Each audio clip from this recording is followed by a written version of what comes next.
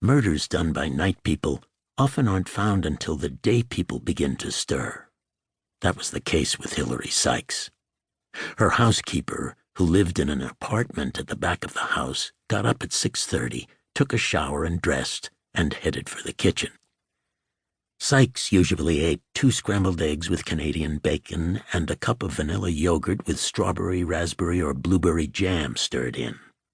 Sykes was an early riser, and the housekeeper could usually hear her thumping around in the bedroom suite. She had a heavy tread.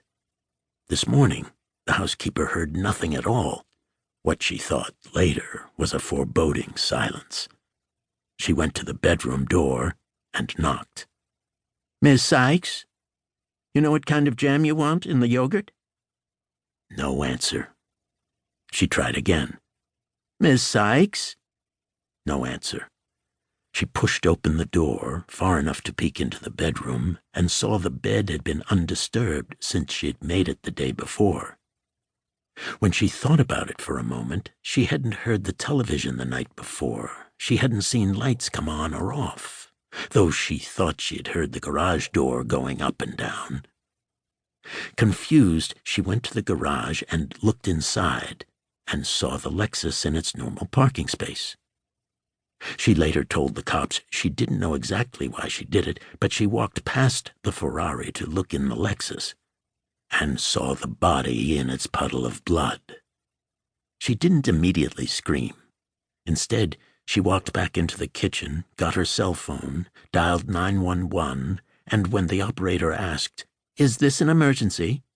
she opened her mouth to say, "Yes," but instead, she began screaming uncontrollably. She was sitting on the front porch in -10 temperatures, wrapped in nothing but a quilted housecoat, and already suffering from hypothermia when the cops arrived. Virgil Flowers was hard asleep at 7:45 when his cell phone rang and Frankie groaned, "Damn it, somebody's dead and it's 10 below. Virgil crawled across both her and Honus the yellow dog, who snuck up between them on cold nights, to the nightstand. He picked up his phone and looked at the screen. John Duncan, his nominal boss at the Minnesota Bureau of Criminal Apprehension. He put the phone to his ear and asked, "What?" "Minnetonka, right now," Duncan said. "You'll need to bring some working clothes in case you have to stay a few days. I'll get you an address and the rest of it as soon as I can." "Man, Number 3 was killed in Minnetonka." Virgil could hear the capital letters, but they didn't register for a second. Then he lurched upright. "Not here." "It's real," Duncan said. "The newsies started getting press releases right after midnight. The feds are on the way. We're on the way. The locals are there, but standing back. We need you. I'll see you in Minnetonka." Virgil had been up late, putting the final touches on his novel. At 1 o'clock that morning, he'd punch the computer key that would send the manuscript to New York, then lay awake for 2 hours, assailed by thoughts of writerly inadequacy. Now this, with 4 hours of sleep. Mostly because of Frankie's interests. She was a news junkie and had an instinct for things that were about to blow up on the media. Virgil had been following the investigations into the 2-5 murders, as they were now being called. When the first press release had landed in the emails of 50 selected journalists, several of them had called the San Francisco cops on the off chance there was something to it. The San Francisco police spokesman said it was unlikely that anybody would have time to search downtown alleys in the middle of the night based on an anonymous press release, but they'd get to it as soon as they could.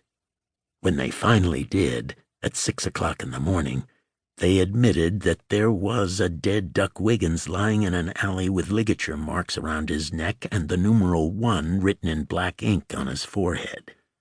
On the second killing, the Houston cops had at first denied knowledge of a murder at the Asiatic and then, whoops, admitted that there might have been a body there, behind the dumpster.